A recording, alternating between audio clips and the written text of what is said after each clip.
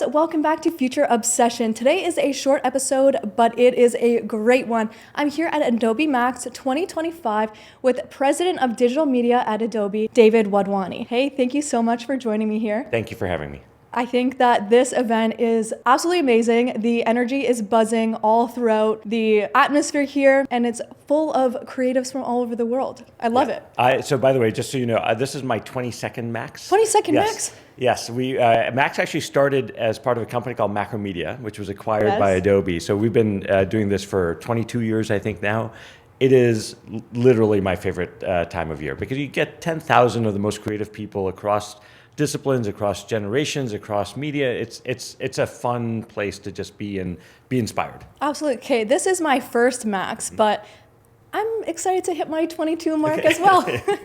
So there were tons of announcements, so many that my audience already knows from my previous episode with Eric. What is the announcement that excites you the most? I think there are probably two that stand out for me, especially for the creator community in particular. One is everything to do with Firefly. There's so much packed in there. This morning, actually, we had Brendan B on stage. I assume you were able to get there. Yep. But he basically did vibe creation on stage. He started opened up Firefly. He looked at something, some comments he got on an old post he had made, and he updated it using generative AI and his own work, using sound effects, using video, using imagery, did a lot of ideation. So the whole idea of Firefly is to let a creator just go through their creative flow, and I absolutely love that. The other thing is really the work we've done around bringing all the best models in the world into Firefly. So you don't have to go and pick and choose which models you want to work with. You just come to Firefly and you can use them all. So really trying to free people up to do that. And frankly, it's the kind of thing I use too, and I have a lot of fun with it.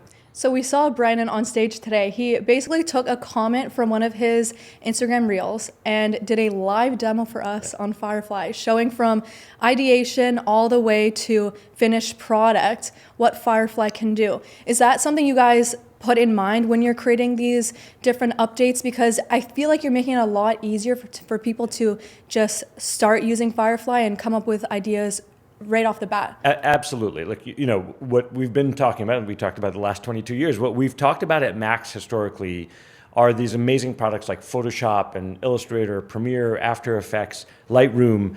These are the workhorse of the industry, therefore going incredibly, incredibly deep in any given media type.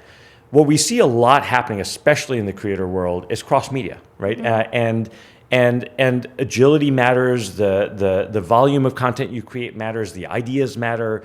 And so with Firefly boards, which was something that we introduced as well, this idea to have an infinite canvas where you can drop all your interesting assets, you can generate things, you can grab the composition from one, the style from another, the color palette from another, and then type in a prompt and generate something brand new. All of those things are about just keeping you in the flow and doing things, and that's key. The other thing we showed yesterday, which I don't know, how we'll be releasing in the next few weeks, is a creative partner, a strategist almost, like a conversation that you can have. I'm thinking about doing this, and it looks at your Instagram feed as an example and says, Project Moonlight. Yeah, Project Moonlight. This is exactly what I was going to ask you about next. Yes. It's amazing to me because this was one created in concert with a bunch of advisors who are creators, right? And they said, we love the ability to do mood boarding. We love the ability to take those mood boards and those ideas and convert them to, finished products that we can do. But as we're mood boarding it, wouldn't it be cool if we could have a conversation with a social strategist? Mm-hmm. And so we've created a Project Moonlight. It's basically a conversational experience that you can bring in, assets and ideas. It can look at the mood board. You can connect it to your Instagram feed as an example, and just ask it for advice and ideate with it. Now, for someone who usually works alone in my room, crafting all my ideas myself, how do you see Project Moonlight really changing my workflow and saving me time? Yeah, it's the idea of creating what you want to post, first and foremost, has to be authentically you, right? And you wouldn't let it not be you.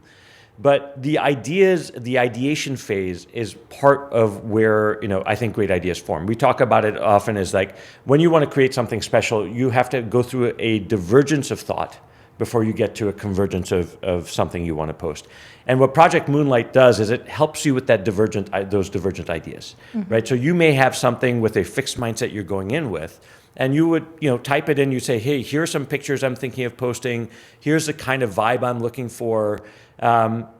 Other ideas, to share other ways of thinking about this, and it'll just iterate. It'll brainstorm with you, which is, I think, the power of it. I feel like it's really going to open up creativity for me as well, because it's going to be giving me inspo, but it's based on what they already know I like and the vibes and aesthetic I'm going for. Yes. How do you see this really helping small businesses? Because a lot of people, don't have time to create content as well and don't know where to start. Is Project Moonlight looking forward to helping small businesses flourish as well? Absolutely. One of the things that I think is really interesting is, yes, it'll look at the content you're building, it'll listen to what you're thinking now, but it'll also look at your Instagram feed and see what you've done in the past, where you want to be consistent, where maybe you want to diverge.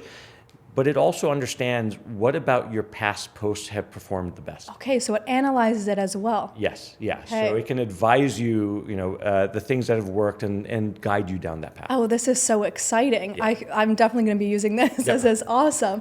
Now, another really amazing feature when you were talking on stage was your partnership with YouTube Shorts. Mm-hmm. Now, I'm a YouTube short creator. I create a short every single day. Yeah. What is this partnership going to add to the YouTube Shorts experience that we didn't already have?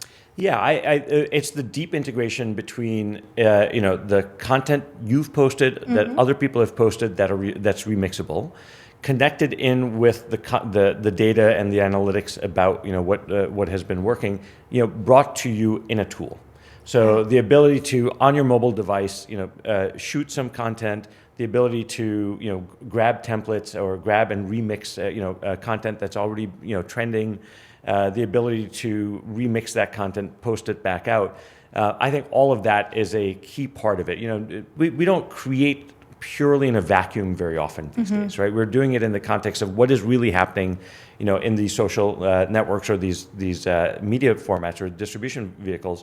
And so to have that be part of the tool, it takes all the great things about the tool that we've put in there, including things like the basics of not everyone has a studio like this that they're producing in, right? So how do you take your voice off an iPhone or Android camera and then basically be able to say, make it sound like it was shot in studio, right? Yeah, enhance my voice. Yes, those kinds of things. You combine that with the destination, and I think that's where the magic happens. Now, there were tons of huge heavy hitter announcements, but for me, the ones that really stood out too were these small ones that may be overlooked in the keynote, but I know I'll be using them every single day, such as auto culling when I'm picking through photos. Are there any other small but mighty features that you're excited about? Yeah, I mean, so first of all, I said this yesterday, again, we've been doing Max for a while, and we have never had this much that's kind of, that we've tried to, put into a keynote. So there's so much stuff that's out there that we haven't even really officially announced. So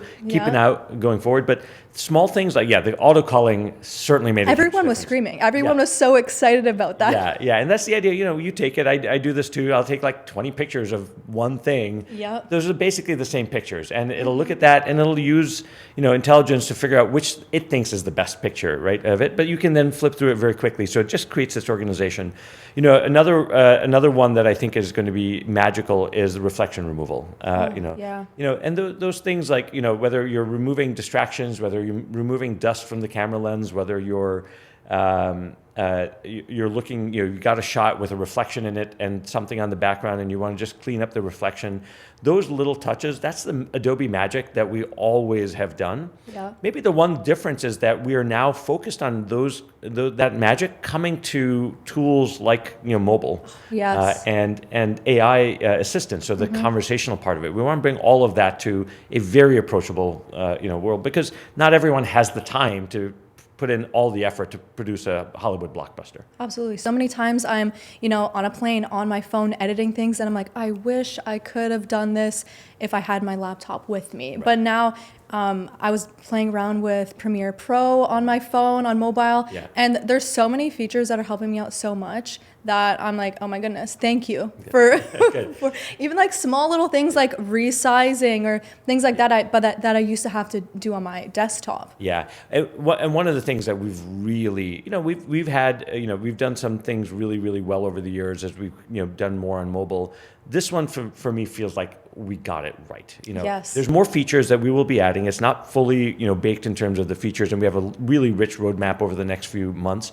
but it is crisp, it is fast. The performance, like we always talk about, we want it to be buttery smooth. This app is just fun to play with. Oh, absolutely. And I'm adding in my own custom fonts now. amazing. So I'm excited to see where you guys go in the next 6 months, a year, and 22 years from now. Now, to end off this episode, I want to ask a few rapid fire questions. Okay. So my first one, what is one feature every creator should try right now? I think it is, I'm going to say two things. I'm going to say soundtrack. Okay. And you can now go to Firefly and you can start playing and generating these amazing soundtracks that you can use in your production flow. And I will say voice, the voice sweetening, voice enhancement feature. Those two, just because it has both of those has such profound foundations of everything you shoot. I would say the sound effects maker, where I can maybe make a sound like click, click, click, click yes. to match when I'm walking or when I'm banging on something, because I feel like I spend a lot of time searching for the perfect sound effect and then it doesn't match my video. So that is a feature I've got a trending thing at home. I don't know, I'm maybe the worst dad ever, but I love scaring my daughter when she comes down and like around corners. So I've got all these videos from the years where I actually record it too. So so I've got all these videos now that I'm going back and I'm basically watching the video. I'm creating it and I'm like roar, and then you type in make it a lion's roar, and so you can perform what you want. So I'm reheating all of those videos, and she's in college now, so I'm sending them once every few weeks. With the sound effects capabilities. It's amazing. We love dad jokes. Yeah. Now, what is the first app you open in the morning besides email? Okay, this is going to sound a little self-serving, Okay. but it's the Lightroom mobile app. Like for me, I wake up in the morning. I have I love the morning light. Okay. And again, this is a cheesy dad story, but like both my girls are in college, so I wake up. I go look at the morning light. I see the view outside the house. I'll take a picture. I'll put it in Lightroom Mobile. I'll touch it up, and I'll send them with a good morning. So that is my every morning. That's my ritual. That's so sweet. I love that. My dad always sends me memes or like little pictures from the lake as well. So that's so sweet. Now, what is one skill that AI cannot replace? Human storytelling and emotion. Yeah. I'm on the board of an organization which I'll pitch here a little bit called StoryCorps. Okay. If you guys go and listen to some of the stories there, it's the basic idea is you bring two people in a room and they have a conversation. You record it for 45 minutes and you submit it to the Library of Congress. You cannot listen to those stories without laughing or crying or feeling something. I think AI is a tool. It's not a replacement for human emotion. Now, what is one word to describe the future of creativity? Optimistic. Optimistic. Optimism, I love that. And for our final question that I always ask my guests, what is your future obsession? My future obsession is, I would say pickleball, but that would be a bad thing. It would just classify me too much. I would say my big one is farming. Farming? Yes. What kind of farming? We have a olive orchard for olive oil, beautiful. and a vineyard for wine. Wow. And then we're starting to do other kinds of vegetables and things like that too. Incredible. But Is that the photos you're sending your daughters as well? Sometimes, yes, absolutely. Yeah. You need to try Croatian olive oil if you haven't already. God. Okay, I will. I was in Croatia 2 years ago, Yeah? and I loved it. I didn't pick up and pay attention to the olive oil. I will get some. You will get some, or I'll bring it to you on our next episode we film together. Sounds great. Thank you so much for joining me. Thank you for having me. And thank you guys for watching this episode of Future Obsession. As always, I'll see you next week. Bye.